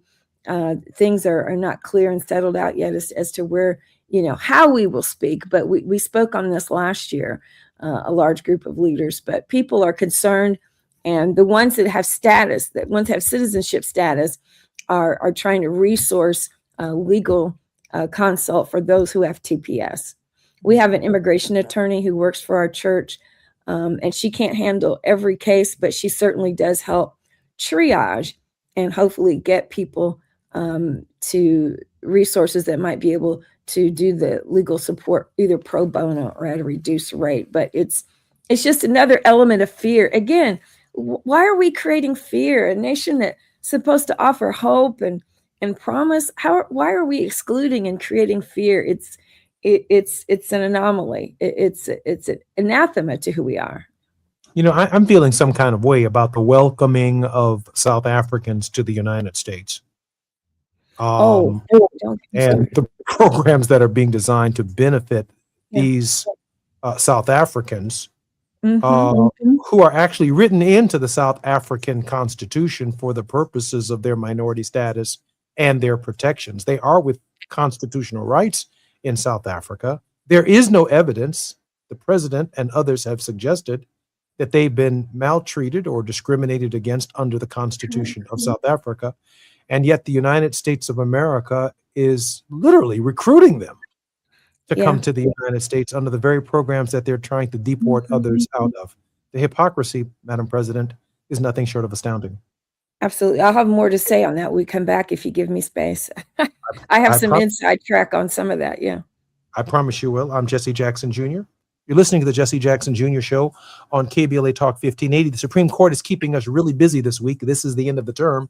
We're waiting for a major decision on the 14th Amendment, which will likely be rendered tomorrow.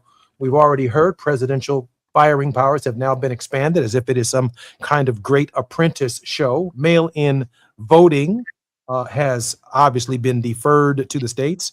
A loss for Donald Trump, but a victory for states' rights is not a victory for us.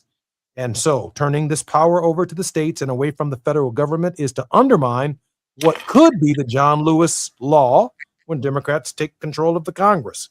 We don't get to ignore the fact that the Voting Rights Act of 1965 would have strengthened the space that we are presently in.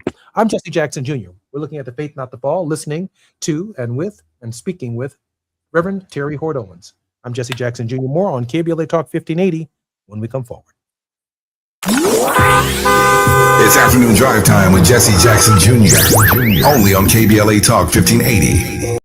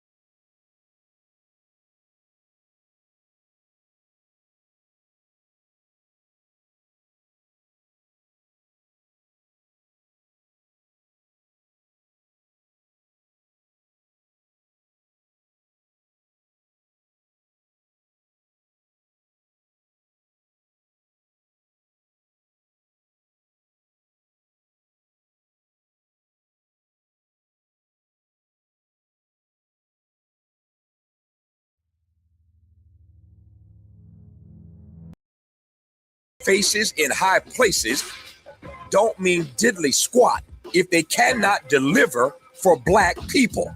In the next editorial, I'm going to tell you what accountability looks like. And if the city still can't figure it out, well, I guess we'll have to show them what accountability looks like. With a KBLA Talk 1580 editorial, I'm Tavis Smiley, and as always, we welcome your feedback. You're listening to Jesse Jackson Jr. on KBLA Talk 1580.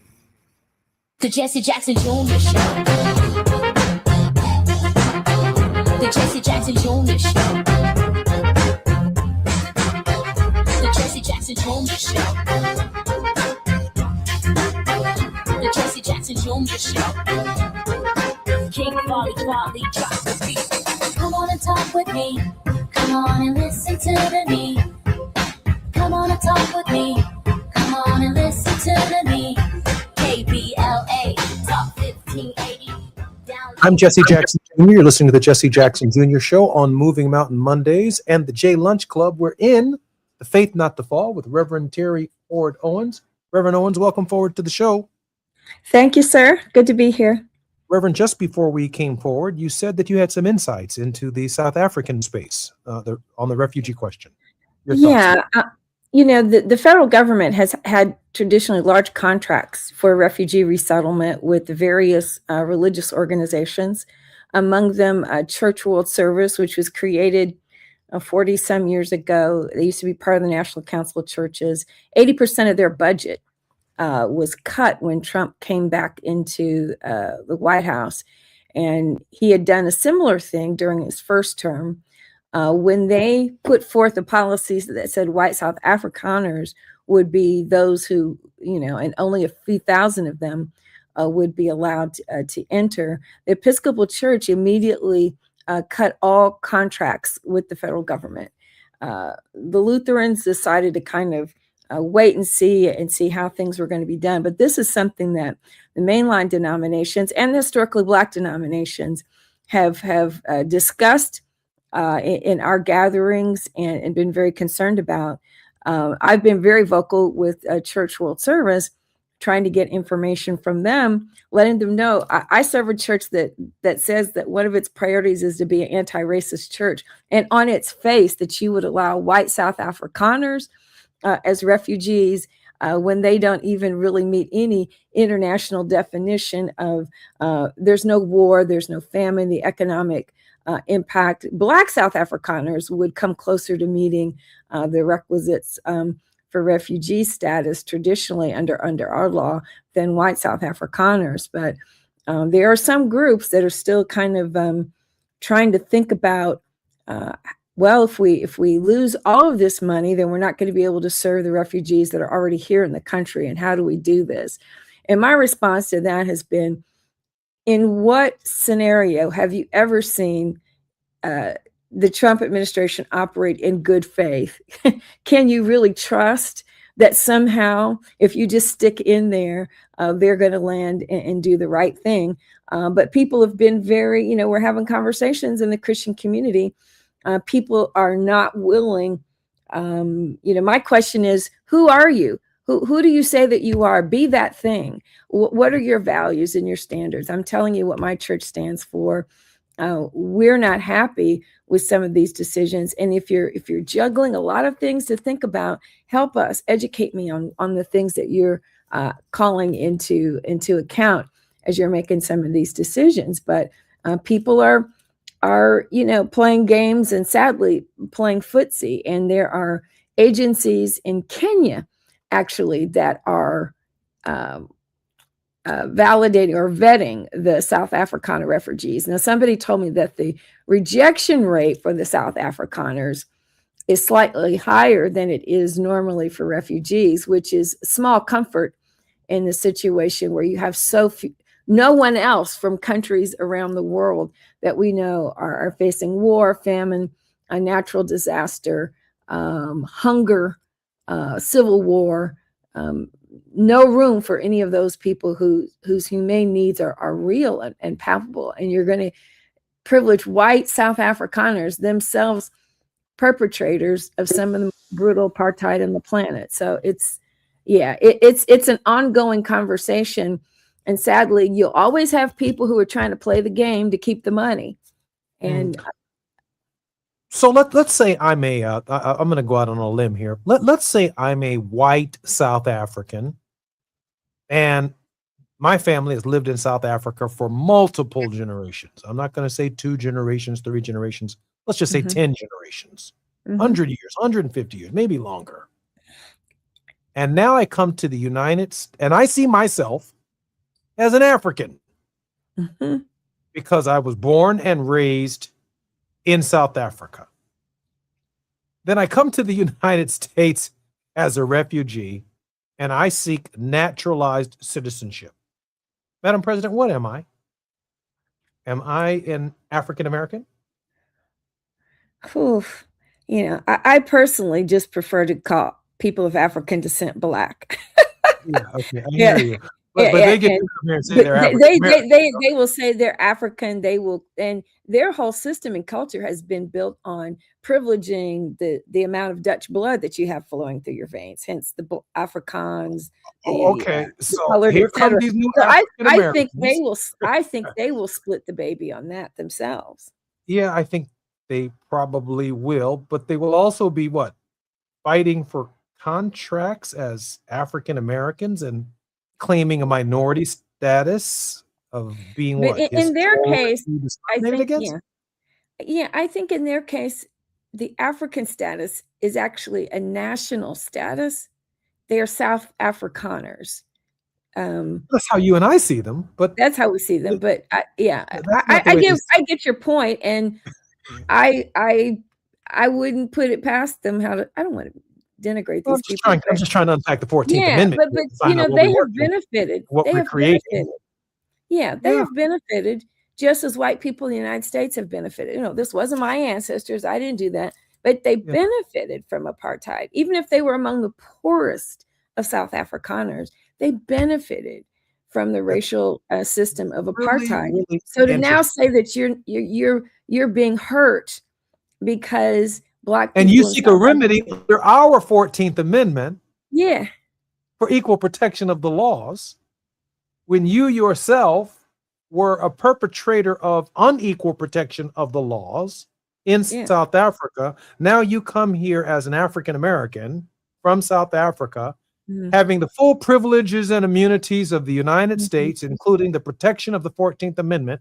And as a South African, you get to look at an African American and say, Negro, you need to pick yourself up by your own bootstraps. That's right. You're not working hard enough.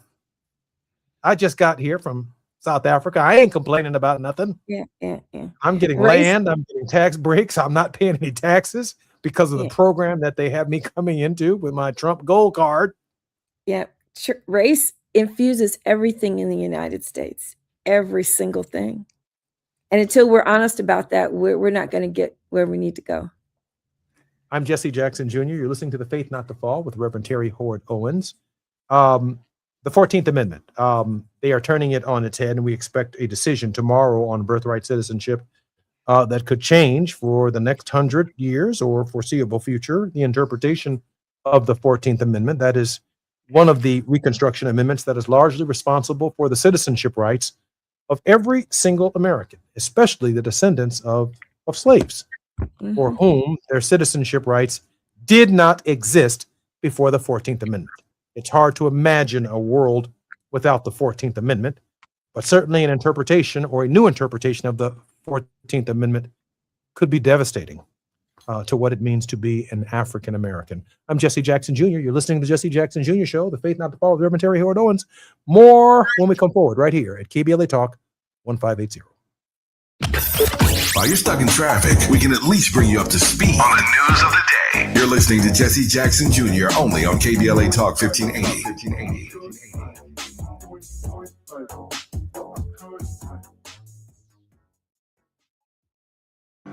Gas prices got you down. LADWP customers get a rebate of up to $4,000 when you buy a used electric or plug-in hybrid vehicle. Installing an EV charger at your home? Get a rebate for that too, up to $1,500. Visit ladwp.com/EV today and start saving. That's ladwp.com/EV. Going to a World Cup match in LA this summer?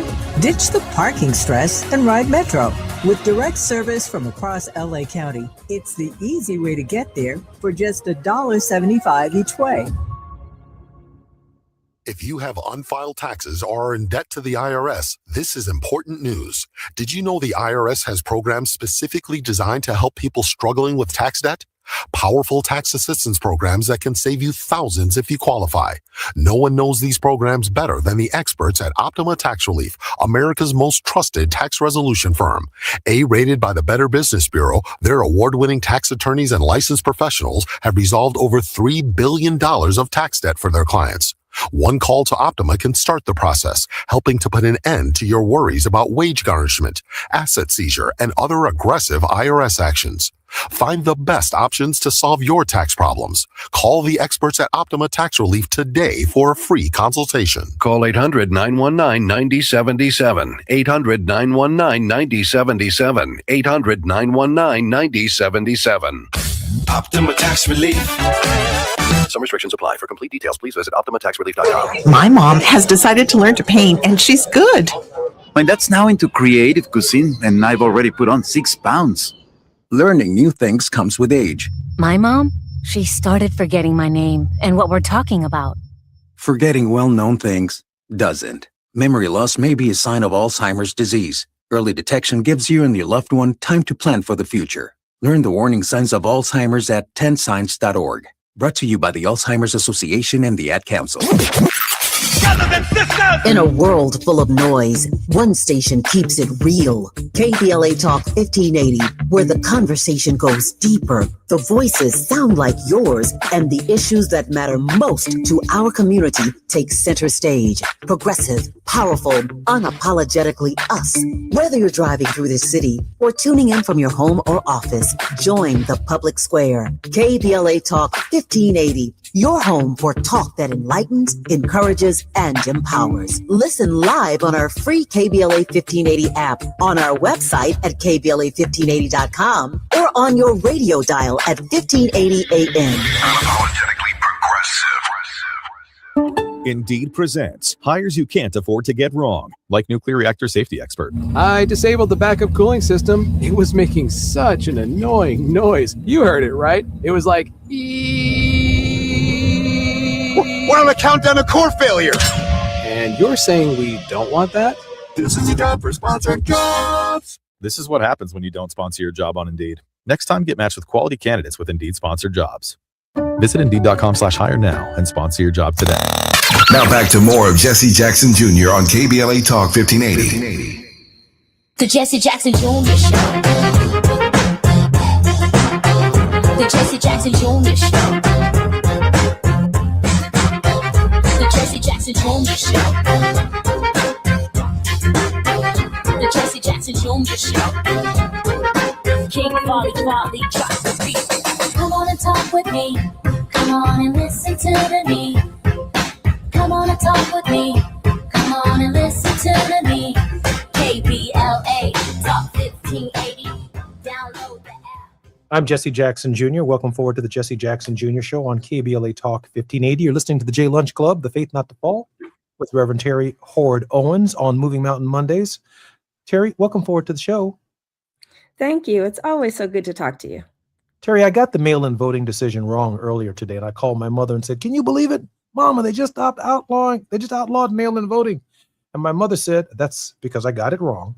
She said, "That's a good thing. That's a good thing. There's too much corruption in voting and all of this." So she went through her whole thing. And I said, "Mom, but wait a second." So I called her back 10 minutes later and said, "Oh, no, Mom. What they actually did was just referred it over to the states. And so now the states get to set the standards, which is, more states' rights, more separate and unequal and yada, yada, yada." Then she said, "Oh." So there's another decision, however, that I think is actually more impactful in the Black community than we can ever truly appreciate it. I'm going to read it to you, Terry, because it's kind of obscure, but it is a case that was decided today. The court separately ruled that law enforcement Their use of something called a geofence warrant legally constitutes a search under the Fourth Amendment. This case establishes that police must meet a constitutional threshold of probable cause before demanding location data from tech companies to identify every mobile device present in a specific area when a crime is committed. Now, that's a tech warrant, right? Mhm. But what it really says is that before the warrant decision, the GeoForce warrant decision was offered today, local police departments have been following your cell phone, your devices, and they know where you are simply because it's in your pocket, because your phone is on or your SIM card is in. They know where you are. And now, if you are in the area where a crime is being committed, they are able, local police departments, to get all of the data to find out if you were anywhere near the crime. Yeah. Now the court is saying, before you do that, you better have probable cause. And all of the cases where they've gotten the data before they had probable cause ought to be of great concern to people in our community. Madam President? Oh, absolutely. I mean, that's just that's just so wrong on its face. It's just so wrong. You know, every time I get a new phone, I'm looking for YouTube videos that tell me how to turn on this privacy thing, how to turn off that privacy thing. You know, I share my location with my husband, but I try to lock a lot of that stuff down because you don't need to know where I am. You just have no right. You have no right for me to answer my phone when you call me if I choose not to. I mean, it's just that we just have certain privacy expectations. And you're right. There are cities and suburbs in Cook County where you and I spend most of our time. You've already got video cameras. Let's look at what happens when they don't want to find people. Whoever set the cross on fire in Grant Park last month. The idea that there was no video in Grant Park of who those persons were, or that there wasn't any way to determine who did that. Mighty funny that they couldn't seem to pull together all of this technology to make some of those immediate decisions. But again, when we live in an environment where the law, that whatever the historic intentions were to establish equity and justice, when we have people in power who have a more exclusive mindset and a racist exclusionary mindset and a misogynist exclusionary mindset and a nativism exclusionist mindset, any wiggle room that is offered, we cannot count on people doing the right thing. That's why Dr. King says, I can't legislate your hearts, but I can legislate your action. I can insist, and we're trying to give people wiggle room to decide whether or not they want to do the right thing, instead of in our nation having some principles and some values. And I would argue that these values are beyond just being Christian. They are values that are part of the common law, that are, no matter what tradition, no tradition you have, treating each other right so that we can all prosper together has been an important part of human survival from the very beginning. And when we allow people to attack that, I'm not sure what we say about our society. So yeah, I'm very scared, because people are limited to where they can live and be in many ways because of socioeconomics. If you don't have certain kinds of resources, your world may be circumscribed by how far you can walk or how far you can go on the L. I have taken young people downtown for dinner who'd never been north of 47th Street. And I'm talking in the last 20 years. People who have never seen a broader expanse. So if your socioeconomic oppression limits you to a particular space, and then that concentrates us because of how the United States' racial constructs are so built, we're segregating based on class. We're segregating based on race just because of the opportunities that people do not have. And so therefore we get labeled as being crime ridden because there's X number of blacks in a certain area. But there's no way that this ends well. There's no way that we can trust the government to obey the law and due process and respect privacy. There's just no way. We will be litigating every single case. I just don't trust it. I do not trust it. Madam President, I'm going to take a privilege here for just a moment. I have to remind myself in this moment that, again, there were 157 July 4ths from 1619 until July 4th, 1776. Another 88 July 4ths from July 4th, 1776 to 1863. 88 July 4ths until that moment of 1863. And at no point in time did July 4th apply to us. Right. It's not until the 14th Amendment to the Constitution of the United States in 1867, 1868, that the Fourth Amendment even applied to us. The Fourth Amendment, the right to reasonable searches and seizures, and the idea of probable cause did not apply to us. Right. And now here we are, the 250th anniversary of the Declaration of Independence, and we are being told by the Supreme Court that they've been following us all along, that now they need a warrant to do what they've been doing. And look who's been feeding into the coffers of the current administration. The tech oligarchs who are creating this technology, and what they're hoping to influence is as little regulation as possible. Isn't that something? I mean, we're celebrating the 250th anniversary of freedom. And yet the Supreme Court is telling us you've never had freedom until this decision. Until this decision. We've been listening to you. We've been following you. And now we're making the police get a warrant to justify being in your business. That's the system that we live in. And that's honest. That's an honest interpretation of July 4th. Madam President, we only have a few seconds. Some final thoughts. First of all, they said the quiet part out loud there. But going back to always trying to leave us with some sense of hope.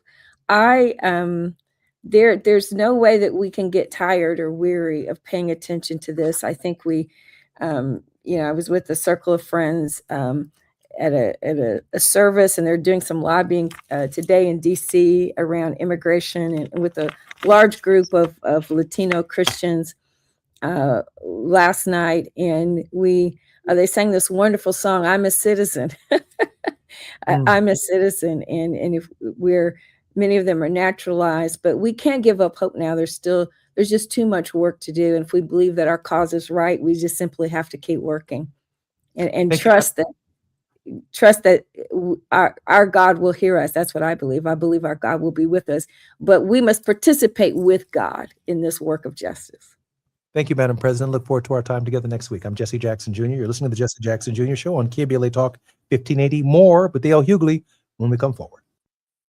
KBLA 1580 Santa Monica.